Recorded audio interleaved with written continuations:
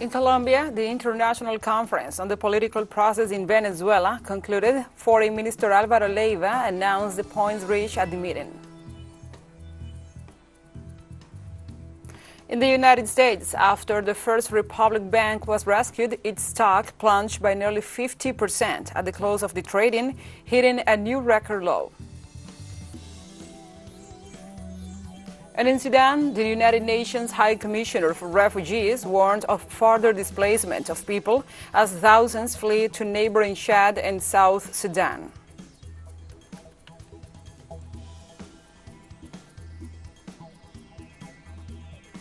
From the headquarters of TeleSUR English in Havana, Cuba, this is From the South. I'm your anchor, Gladys Quesada, and these are the news. Colombia's Foreign Minister Álvaro Leiva announced the points reached at the International Conference on the Political Process in Venezuela, convened by the President Gustavo Petro. In the conference's final statement, the Colombian Foreign Minister said the agreements include to set up an electoral schedule, to agree on the lifting of the sanctions, and to continue the negotiation process in Mexico. Leiva also stated that a group of representatives of the countries participated in the activity will notify the President of Venezuela, Nicolas Maduro, and the sectors of the opposition on the results of the conference for their evaluation. The Colombian Foreign Minister said that the 20 nations participating in the summit will be summoned again to follow up the joint positions discussed.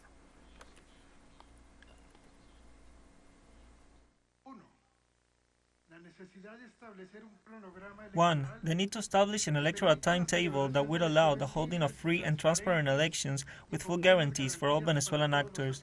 In this regard, it was mentioned the importance of taking into account the recommendations of the European Union Election Observation Mission for 2021. 2.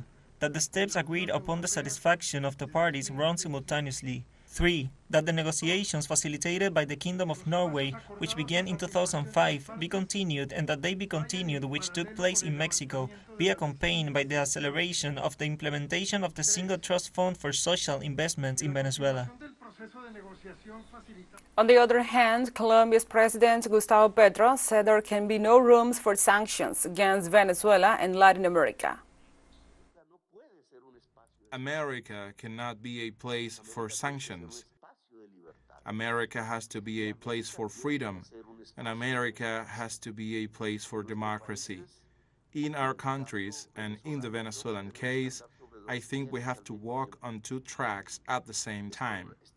Yes, we have to establish the election schedule and the guarantee that the people can freely and sovereignly choose what they want, without pressure, but also the other track, that of the elimination of sanctions. The President of the Bolivarian Republic of Venezuela, Nicolas Maduro, met on Tuesday with the Prime Minister of St. Vincent and the Grenadines, Ralph Gonzalez. The meeting was held at the Miraflores Palace in Caracas to fulfill a work agenda aimed at strengthening the cooperation between both nations. Gonzalez arrived in Venezuela on Monday in what becomes his second visit to the Caribbean country. Venezuela and St. Vincent and the Grenadines maintain friendly and cooperation relations since 1991.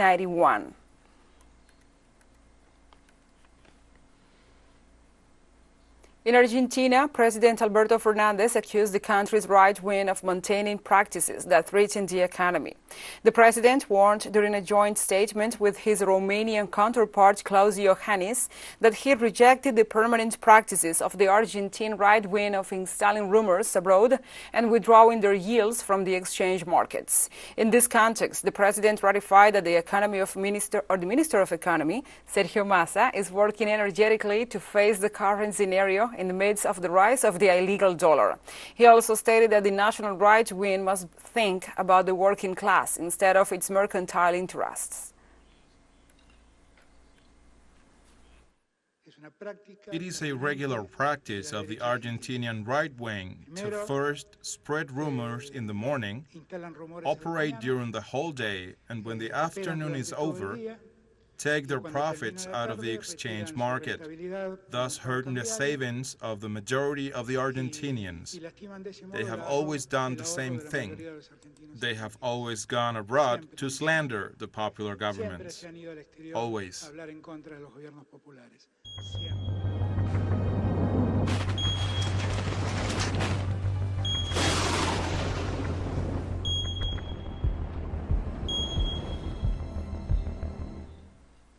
And now we move on to other topics. The shortage of rainfall due to global warming has forced the Panama Canal to reduce the draft of ships passing through the interoceanic waterway, amid a water supply crisis that threatens the future of this maritime route. The Panama Canal authorities said the reductions were due to the recent drought in the region, which has resulted in falling water levels in the nearby lakes. Despite implementing water-saving measures, the authorities said the level of Gatun Lake has been falling faster than anticipated, putting pressure on the canal. As a result, vessels transiting or going through the expanded Neo-Panamax locks will have to comply with a maximum depth of 14.5 meters, down from 15.2 meters, forcing vessels to weigh less or transport a reduced volume of goods. This is the fifth adjustment of the 2023 dry season. This year has been the most difficult year I have seen in terms of the drought. It has been difficult for the fishers, for the residents, because those who bring their cargo from the other side of the lake have to carry it on their shoulders. When the water was here, the cars would come and fetch it. So this has been one of the most difficult years. Let's take a short break, but first, remember you can follow us on TikTok at TeleSUR English, in which you will be able to see news in different formats, news, updates, and more. Other stories coming up. Stay with us.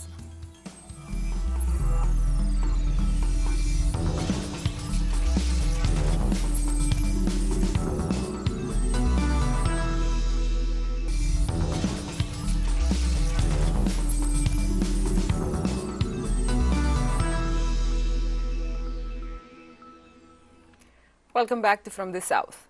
In the United States, the First Republic Bank that had recently been rescued plunged again with a drop of more than 40% of its business. Its stock was suspended several times during the day on New York Wall Street. This comes after the company was bailed out by 11 banks with more than $30 billion at the end of March. The company announced that it will implement several cost-cutting measures in the second quarter, including a 25% reduction in its workforce.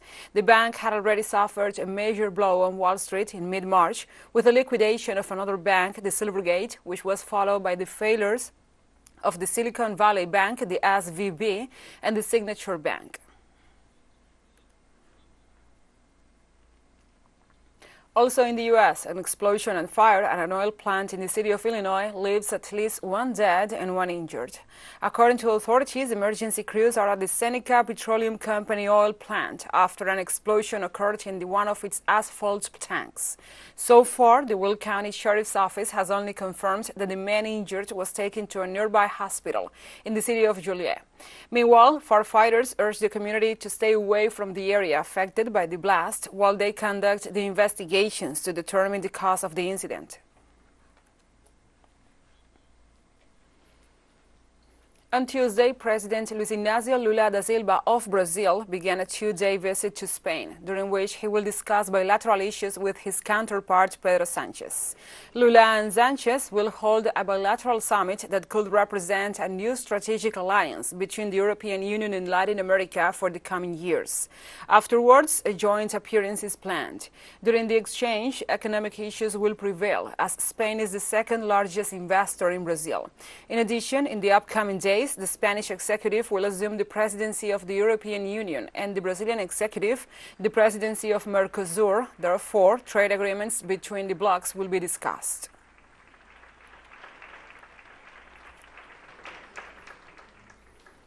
And the Russian President Vladimir Putin signed a government decree in response to the embargo on the Russian assets abroad.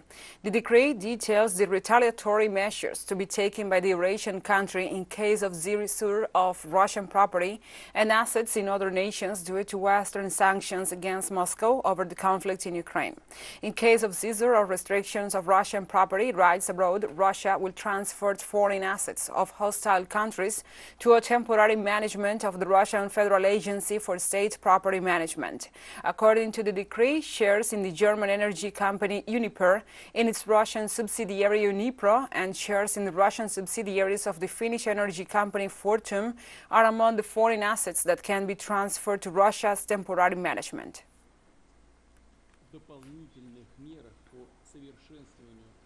The defense ministers of Russia, Syria, Turkey and Iran discussed in Moscow measures to strengthen Syrian security. The military entities said that the ministers of the four nations discussed practical measures to strengthen the security of the Syrian Arab Republic and to normalize Turkish-Syrian relations. Special attention was paid to the fight against all forms of threat of terrorism and all extremist groups on the Syrian territory. According to the agency, the parties reaffirmed their commitment to preserving Syria's territorial integrity, as well as the need to intensify efforts for the prompt repatriation of Syrian refugees.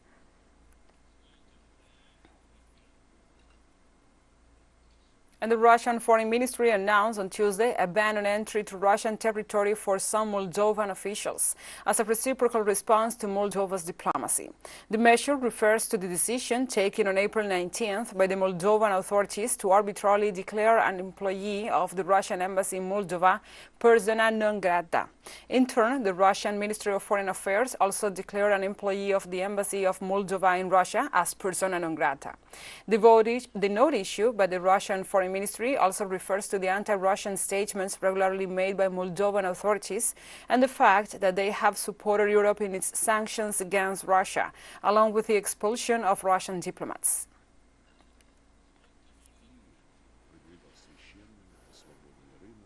On Tuesday, the government of Syria expressed its strong condemnation of the new decision of the European Union to increase the illegal, coercive and unilateral measures imposed on the Syrian people. Through a statement, the Syrian Foreign Ministry stressed that the partial lifting of the measures against the country has no effect and is a media propaganda that seeks to hide the hostile European policies against the country. The document details that the sanctions prevent the Syrian people from receiving humanitarian aid, food and medical supplies. The Foreign Ministry affirmed that the policies implemented by the European Union will not be able to make Syria back down in its efforts to overcome the crisis. The statements come after the European bloc announced new measures against two Syrian nationals for allegedly taking part in the production of a drug known as Captagon.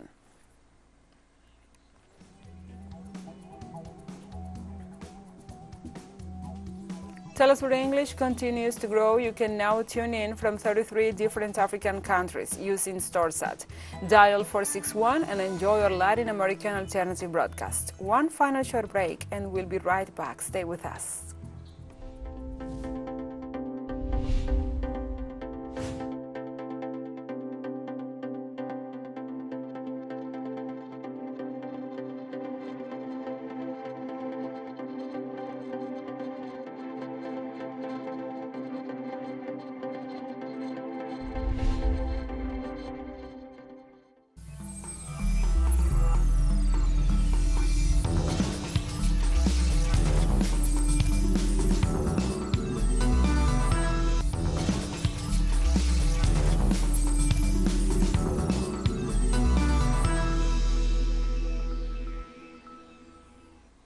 Welcome back. On Tuesday in Sudan, the United Nations High Commissioner for Refugees warned of further displacement of people, with thousands fleeing to neighboring Chad and South Sudan. Despite a tenuous ceasefire between the two warring Sudanese generals battling for control of the country, the fighting has plunged Sudan into chaos, pushing the already heavily aid-dependent African nation to the brink of collapse. Since the clashes erupted on April 15th, at least 20,000 Sudanese have fled the country.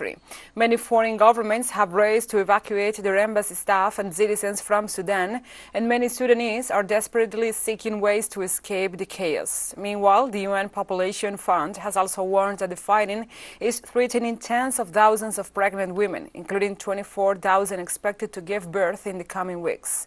For 219,000 pregnant women across the country, it's too dangerous to venture outside their homes to seek urgent care in hospitals and clinics amid the clashes.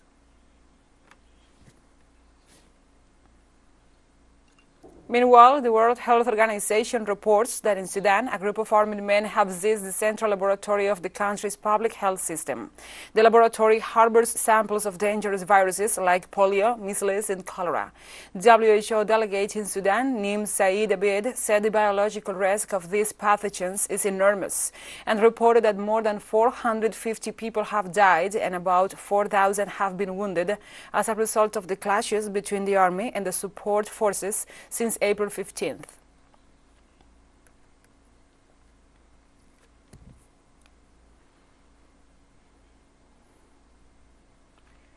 In this context, the governments of China and Russia affirmed that they will coordinate efforts to solve the crisis in the Middle East and North Africa.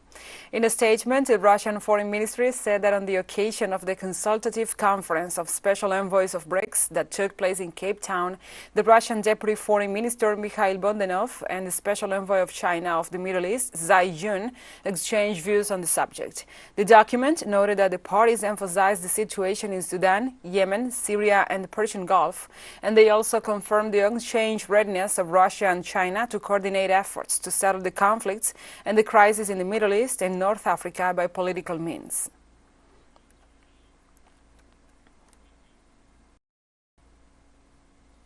On Tuesday, the Human Rights Office for the UN called for a full and independent investigation into the latest horrific killing of civilians in Burkina Faso and for those responsible to be held to account.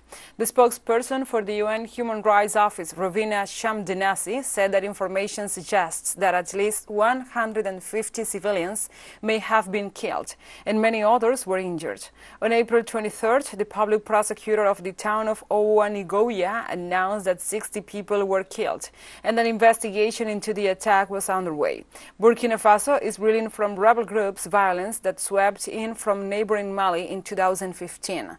The insurgency has claimed the lives of thousands of people and driven at least 2 million others to flee their homes.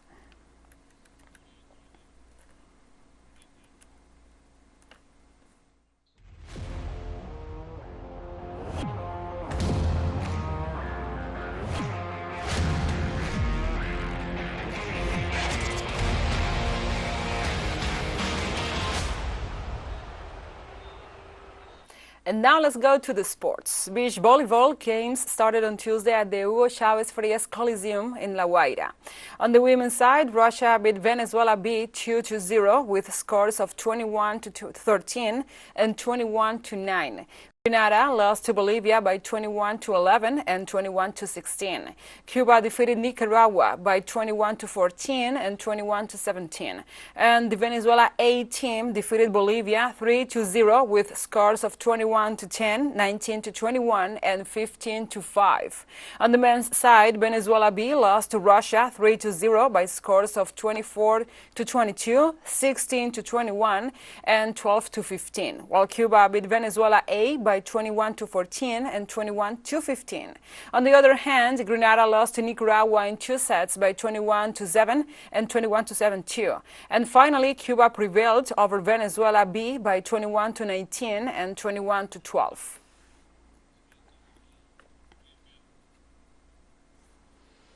Bolivia and Venezuela took their last gold medals in swimming. On the final day of swimming, Bolivian Maria Rivera won the women's 15-meter freestyle. The silver medal went to Fabiana Pese of Venezuela Team A, while the bronze went to Zariel Nelson of St. Vincent and the Grenadines. In the men's 50 meters freestyle, Jesus Lopez from Venezuela's Team A won the gold medal. The silver medal went to Emil Perez from Venezuela's Team B, and the bronze medal went to Reimer Alvarez, also from Venezuela's Team V.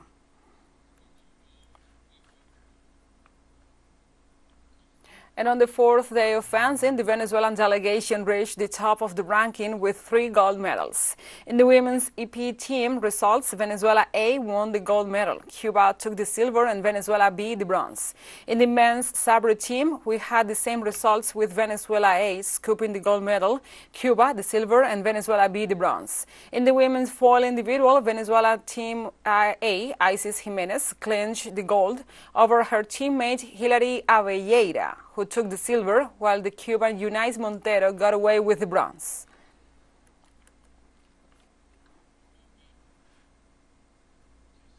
And after these 4 days of competitions in the 5th edition of the Alba Games, Venezuela so far leads the medal list with 98 golds, 104 silvers and 82 bronzes. Cuba is the second by nations with 30 gold, 19 silvers and 16 bronzes, while Nicaragua accumulated 5 golds, 14 silvers and 40 bronzes as a third place. Bolivia ranks fourth with 5 golds, 1 silver and 4 bronze. The rest of the delegations have not added any medals.